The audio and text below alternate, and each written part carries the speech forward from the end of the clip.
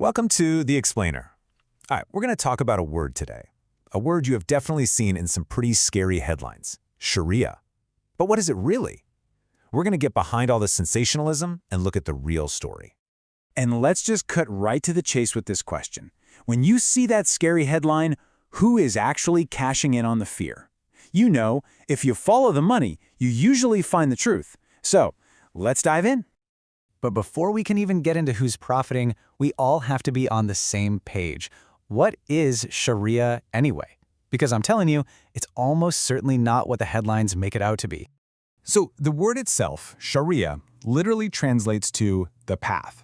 And right away, that tells you something. It's not some single, rigid book of laws. Think of it more like a giant guidebook. It covers everything from personal things like prayer to really practical stuff like how to write a contract or handle property rights. It's a huge, diverse framework, not some single, scary monolith.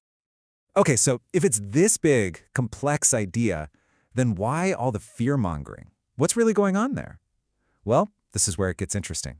Our source material points to something it calls the demonization playbook, and it says there are 5 key players making it all happen. And here they are, the whole crew. You've got sensational media, politicians who use that to get votes, and extremist groups who just love to fan the flames.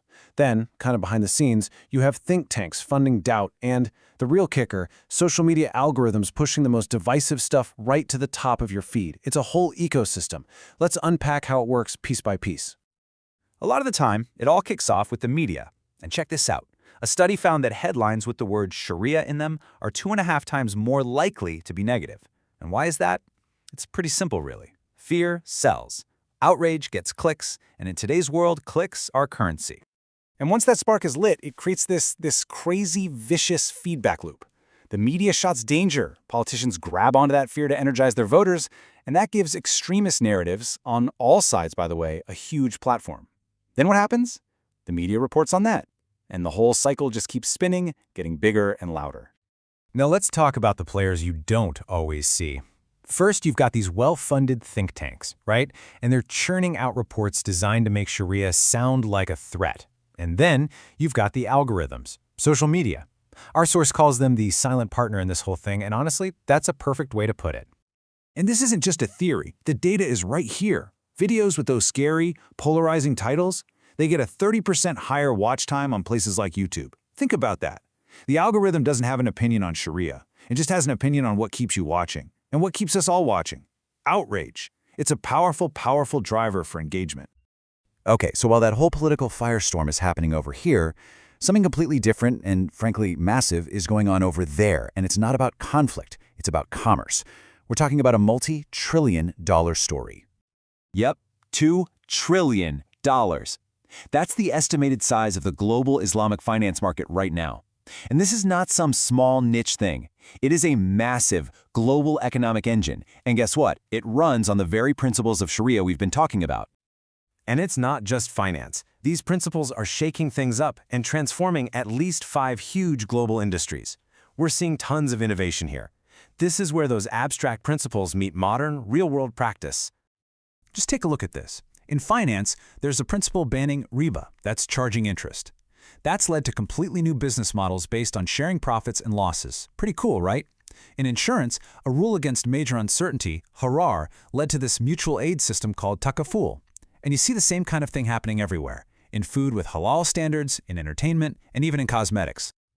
I mean, the scale here is just wild. We already talked about the 2 trillion with a T in finance. But look at this. The takaful insurance and halal cosmetics markets are both projected to hit $80 billion each.